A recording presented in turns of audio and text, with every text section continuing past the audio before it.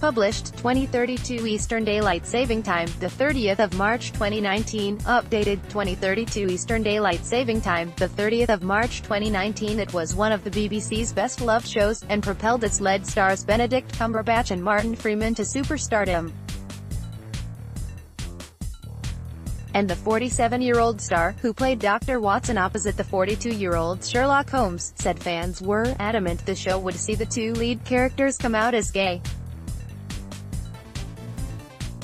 Speaking with Lauren Laverne during an appearance on BBC Radio 4's Desert Island Discs on Saturday, The Office star explained how fans felt betrayed that he and his co-star didn't end the series by holding hands off into the sunset. Candid, Martin Freeman said on Saturday that Sherlock fans felt betrayed when the detective in Dr.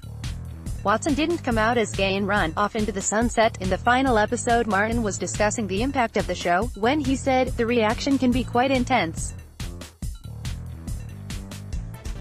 So by the time we filmed the last ones, there were some fans who were so adamant that John and Sherlock were gay. They knew it, and they knew that Stephen Moffat and Mark Gatiss were going to write an episode where we held hands off into the sunset together, and so when that didn't happen, there was a chunk of people going, this is betrayal." The potential for a relationship shared by the detective and his trusty sidekick in its many different adaptations has long been a focus for hopeful fans.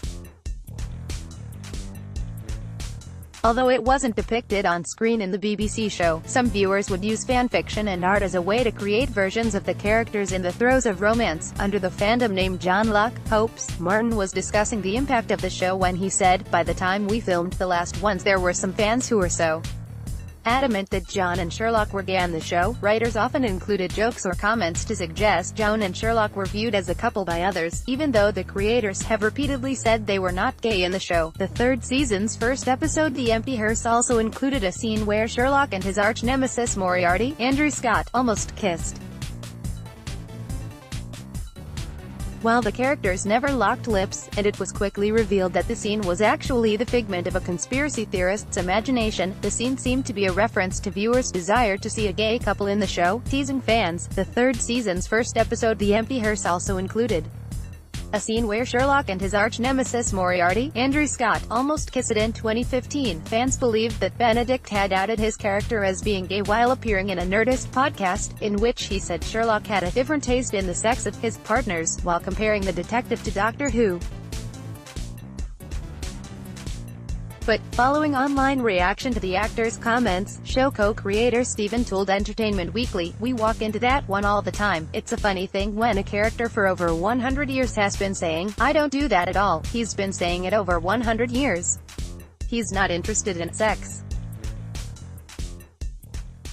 He's willfully staying away from that to keep his brain pure." A Victorian belief, that, but everyone wants to believe he's gay. He's not gay. He's not straight. And Dr. Watson is very clear that he prefers women. People want to fantasize about it. It's fine.